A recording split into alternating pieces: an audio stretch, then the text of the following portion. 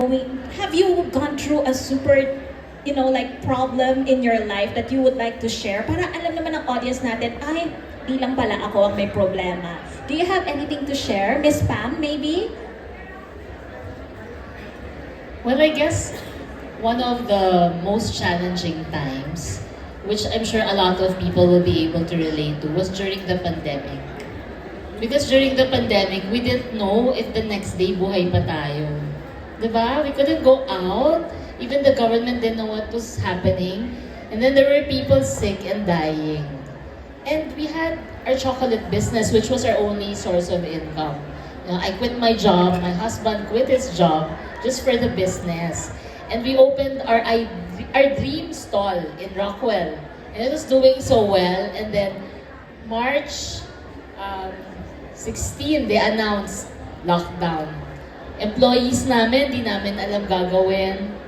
So that was really very stressful. And I was sharing with them actually, I lost my hair.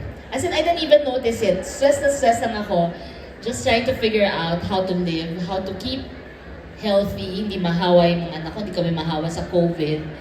And my dad, my dad loves me, pero siya yung kalinyang brutal. All he could say whenever nagkukwento ko sa kanya, Pami, nakakalbo ka na dito. Kasi I'm short, so my dad is tall. Kept saying that. So kala ko inaasar niya lang ako.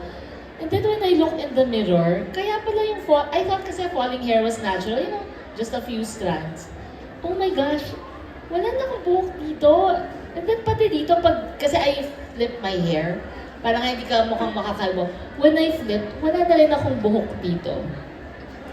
So that was really, really a stressful time because you don't know if you're still alive. Tapos, pumapangit pa ako. Dahil daw nakatulog, tapos wala pa akong buhok, di ba? So, and it's not just because I'm here in Arab. That was really, to this day, that's one of the most traumatizing times in my life.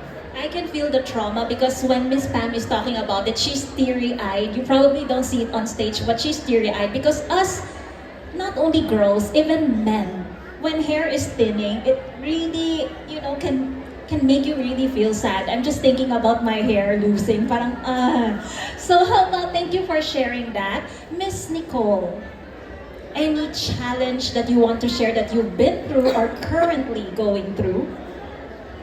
Well, so let me just start by saying that I'm a breast cancer survivor. Okay? So, just like with anybody who gets to be formally diagnosed that you have the big C or the C, the first thing you think is, okay, I'm gonna undergo chemotherapy.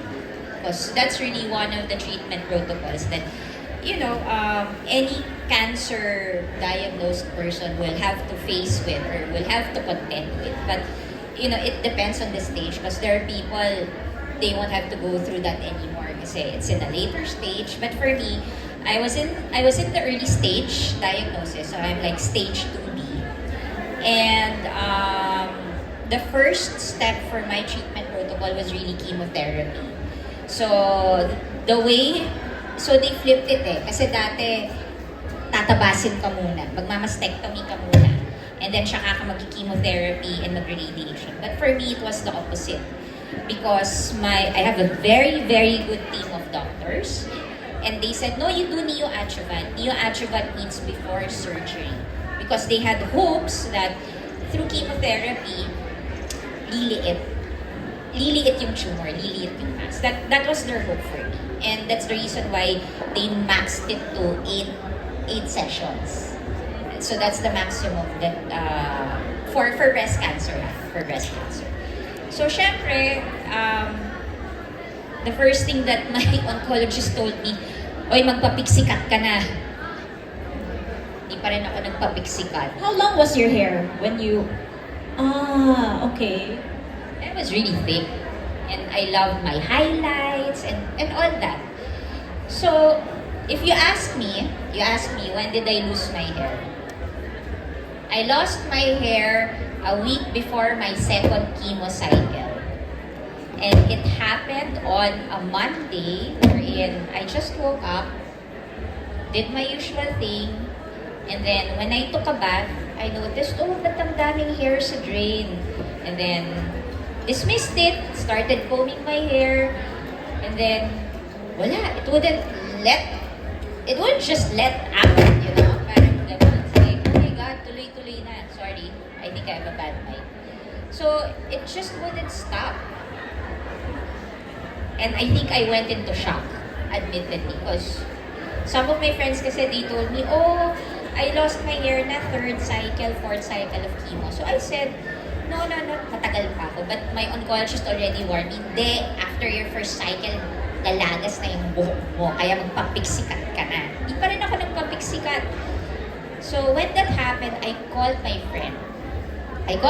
Giselle, who was a cancer survivor, who just worked nearby, said, Gis, pick me up. Bring me na to Piandre. Magpapapiksikat na ako. And she's like, piksikat! You know?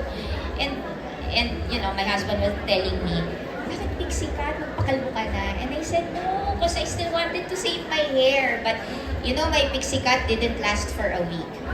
By Sunday, I told him, bring me back again to Piandre.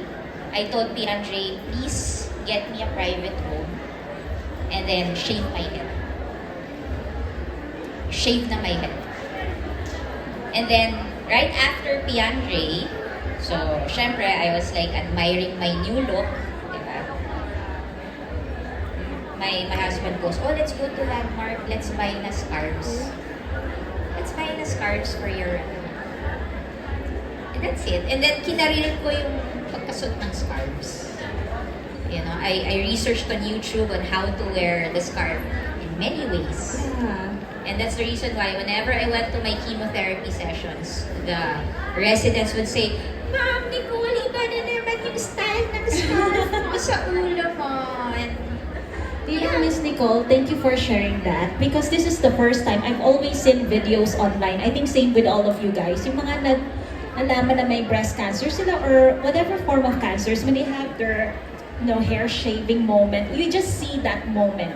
We did not hear the moment of before. The truth of, gusto ko pixie cut muna. Ayoko munang totally mawala yung hair ko. That's the reality. It's not as easy as, okay, may cancer, punta na ako, magsha-shave na ako. It's not that. So it's really a nice thing, not a nice thing to have cancer, of course, but it's a nice thing to know the reality and look at them now. Nawalan ng hair, tapos nagkaroon ng cancer, but look at them, palakpakan natin sila. Ang ganda pa rin ng hair mo, and super ganda. But we'll for signs that we can watch out for to know that there's a possibility of breast cancer or other sickness related to women. Regarding breast cancer, this is what I always, maybe at a certain age, my age now, it reached a certain maturity. So this is what I tell patients now. Tao rin naman ako. I also get scared kahit doctors kami. Syempre, always, ignorance is bliss. Mas masaya kayo pag di nyo alam. Pero, when you go see a doctor, eto na lang isipin nyo. I always say, pagdadaanan mo lang to, and you'll end up victorious. And it's liberating, actually, yung end of the journey. You just have to go through it. Siyempre, the fear always of the unknown is always there.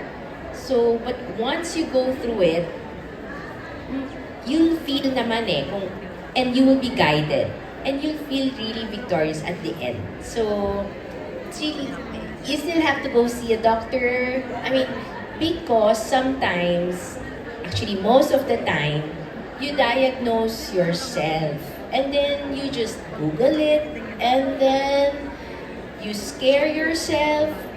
Your thoughts are, I think I have this, I think I'm gonna die and everything. And then when you go see the doctor will just say, ito naman meron mo.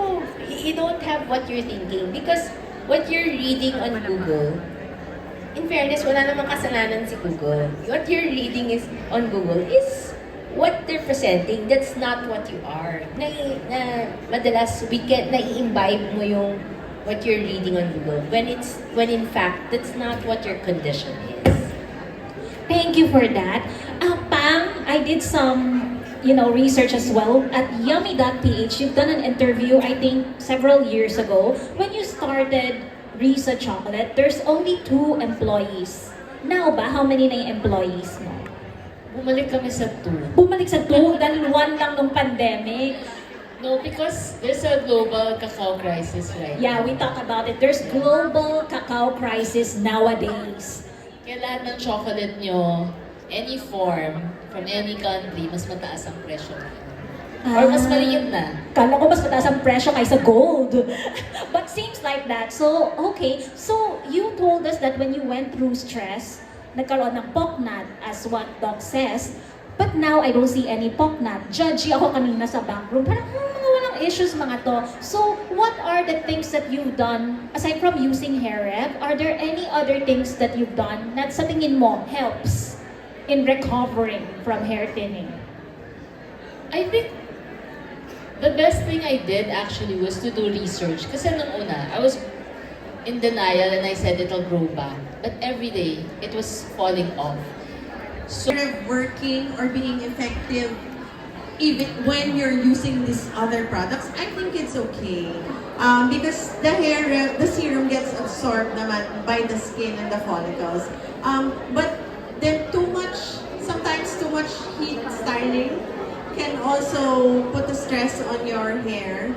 And especially pag mainit yung blow dryer diretso on the scalp, it can also affect the hair growth and the follicles. Thank you very much, Pop.